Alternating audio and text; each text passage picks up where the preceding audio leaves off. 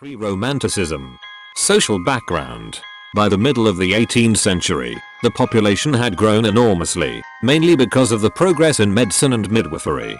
The middle class had risen in power and prestige, thanks to foreign and colonial trade. On the other hand, you could see big cities crowded with people living in terrible conditions. London with its slums was an example.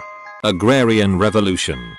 The Agrarian Revolution consisted in the development of new agricultural methods, which doubled the productivity of the land and in the improvement in livestock breeding. During the 18th century, the English population increased of 40%, thanks to the progress in medicine and greater attention to hygiene. This caused an increase in the demand for goods and agricultural products. All these necessities claimed an accelerating of the productions. They needed some changes, so the British government favoured a massive enclosure of open fields and common lands, which brought good farmers to practice new techniques to improve the quantity and quality of the crops and animals they produced. The most important innovation was the 4-year rotation, where 2/4 of the lands were cultivated on cereals. The third part was for the production of legumes and the last part was for the lawn. The increase of agricultural production created workforce in metallurgical industries, in the cotton fields, and this consequently created new market opportunities. The Industrial Revolution gradually made its impact on agrarian practices, with inventions like steam engines and seed drills, which were relatively less energy and time consuming and provided farmers and landowners with more feasibility. Some of the inventions were horse-drawn, hoe, seed drills, thresher, etc. Industrial Revolution.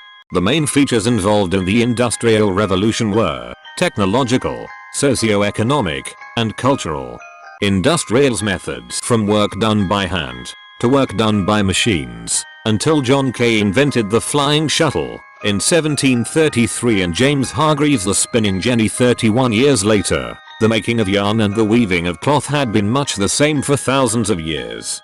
Other inventions were the water frame, invented by Arkwright in 1768. The mule, invented by Crumpton in 1779. The power loom, invented by Cartwright in 1785. The steam engine, invented by Watt in 1769. The use of new basic materials, chiefly iron and steel. The use of new energy sources, including both fuels and motive power, such as coal, the steam engine, electricity, petroleum, and the internal combustion engine. A new organization of work known as the factory system, which entailed increased division of labor and specialization of function. Important developments in transportation and communication, including the steam locomotive. These technological changes made possible a tremendously increased use of natural resources in the mass production of manufactured goods. Agriculture changes. There were agricultural improvements that made possible the provision of food for a larger non-agricultural population. Economic changes.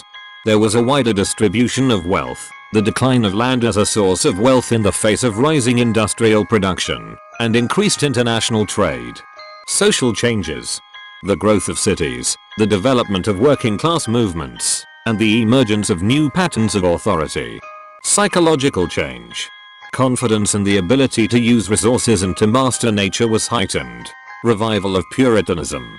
The Puritans were a group of English Reformed Protestants in the 16th and 17th century, and the purpose of this movement was to purify the Church of England from all the unforeseen forms of scripture. This religion was recovery in 1750 to care for the new problems that the social changes were creating by Industrial Revolution.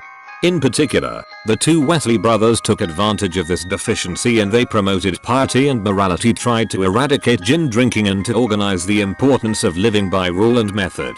This new Puritanism was called Methodism and was supported by the middle class to make this movement as a replacement to any revolutionary suggested by discontent. Politics.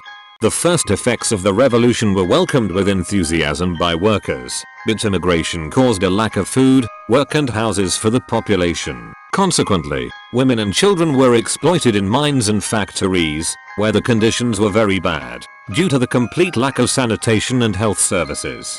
Furthermore, at the end of the century the situation got worse and worse because of the war with France. The population had increased significantly and this made people unable to find a job, especially for unskilled laborers, known as navvies. Unemployment, low wages and starvation brought about the Luddite riots, during which a group of textile workers destroyed weaving machinery as a form of protest.